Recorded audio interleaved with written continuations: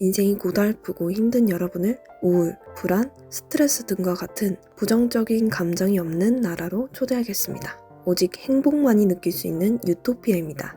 초대에 응하시겠습니까? 당연하지. 여기는 부정적인 감정이 없는 작은 마을입니다. 이사를 들어왔으니 이웃 주민에게 떡을 돌려볼까요? 누구세요? 옆집에 이사와서 인사드리러 왔어요. 이게 도대체 무슨 냄새야? 이웃집 여자의 집을 자세히 살펴보니 침대에 누군가가 누워있는 것 같습니다. 지금 냄새가 좀 나죠? 저희 남편이 죽었거든요. 처리하시는 분이에요. 슬픔을 느끼지 못하기에 웃으며 이야기하는 이웃집 여자.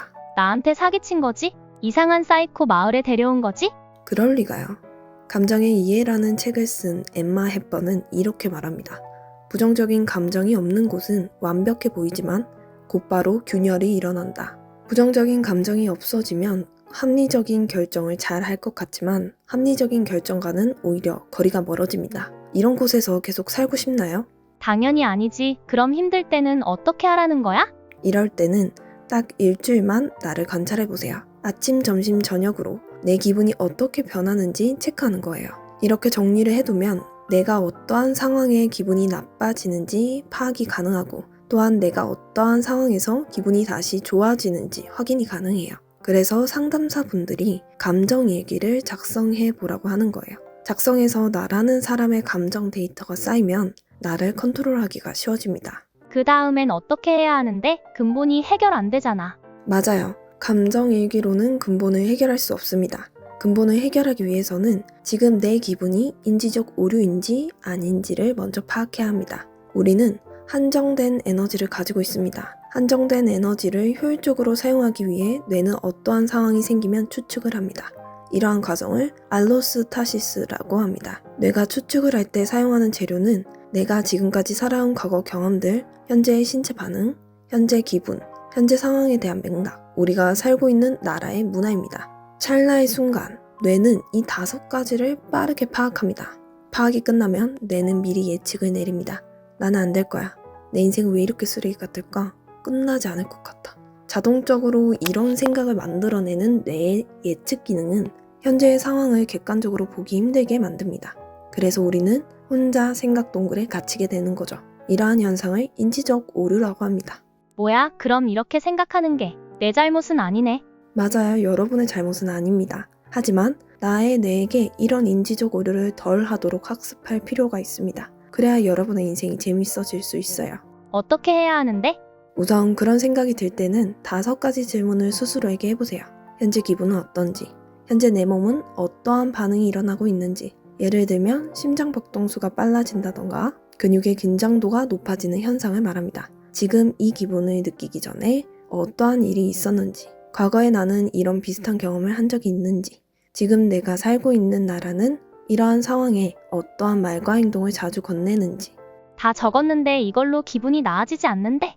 질문의 답은 내 뇌에 어떤 식으로 인식이 되어 있는지를 확인하기 위한 것이었어요.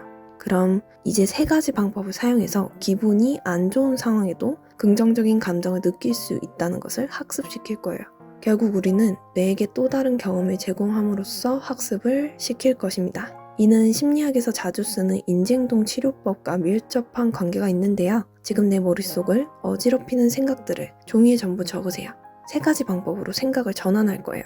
첫째, 넓히기 기법은요. 나무 하나만 바라보던 시선을 숲으로 보게 만드는 전략입니다. 큰 결론을 내리기 위해 작은 디테일에 집중하지는 않는지, 내가 지금 놓치고 있는 것은 없는지 찾아보세요. 2번째, 뒤집기 기법은요. 호떡 뒤집듯이 관점을 바꿔서 보게 만드는 전략입니다. 내 친구가 이런 상황이라면 어떤 말을 했을까? 아끼는 후배가 이런 일로 힘들어한다면 어떤 말을 할까? 유독 우리나라 사람들은 타인에게는 관대하지만 나에게는 아주 칼 같은 사람들이 많습니다. 그럴 필요가 없는 일에 나를 너무 몰아세우고 나무라는 거죠. 왜 이것밖에 못해? 내가 그렇지 뭐. 이런 분들은 번아웃에도 자주 걸리며 우울증도 더 빠르게 진행이 될 수 있습니다. 그러니 반대의 상황에서 나라면 어떤 말을 해줄지 생각해보세요. 나를 보듬어서 다시 일어설 용기가 생기게 될 거예요. 3번째, 물러서기 기법은요. 현재의 고통스러운 상황에 집중하는 것이 아닌 미래에 집중하는 전략입니다. 내가 원하는 성공, 삶을 살기 위해 반드시 자신만의 고통스러운 순간들을 거쳐가야 합니다. 실제로 2년 전에 월간 꾸물딱을 처음 오픈했을 때 계속 적자였어요. 마케팅도 경영도 너무 막막하고 50만 원이 넘는 강의를 구매해도 당장의 효과가 보이지 않았어요. 그런 순간에 제가 가장 많이 했던 기법입니다. 이 과정을 잘 넘겨서 향후 5년 뒤, 10년 뒤에 나는 오프라인 센터도 전 세계에 있을 만큼 많은 사람들의 행복을 책임지고 있을 거야. AI 기반으로 어플이 제작이 되어서 지금보다 더 간편하게 마음을 관리하는 서비스도 운영하고 있을 거야. 우리 회사에 다니는 사람들은 자기가 원하는 시간대에 일을 할 수 있도록 할 거야. 조금 먼 미래를 자주 생각하는 사람은 신경초 고속도로를 만든다고 합니다. 이 신경초 고속도로는 실제 경험과 상상을 구별하지 못합니다. 그래서 상상한 일이 실제로 이루어졌다고 착각하게 되는 거죠. 신경초 고속도로를 형성한 사람은 상상한 것을 현실에서 찾으려 하므로 목표를 더 빨리 이룰 수 있게 됩니다. 실제로 오프라 윈프리도 이 방법으로 성공했다고 말합니다. 그러니 지금 현재의 상황이 너무 괴롭고 힘들다면 미래를 생각해보세요. 마지막으로 여러분에게 이런 말을 전하고 싶습니다. 삶은 가시밭길입니다. 여기서 누가 더 예쁜 장미를 찾는가의 싸움이 행복의 수치를 결정짓는다고 생각합니다. 여러분의 인생의 다양한 장미들을 찾아보세요. 내 인생의 장미를 찾고 싶다면 월간 꾸물딱을 찾아주세요. 오늘도 편안한 하루 되세요.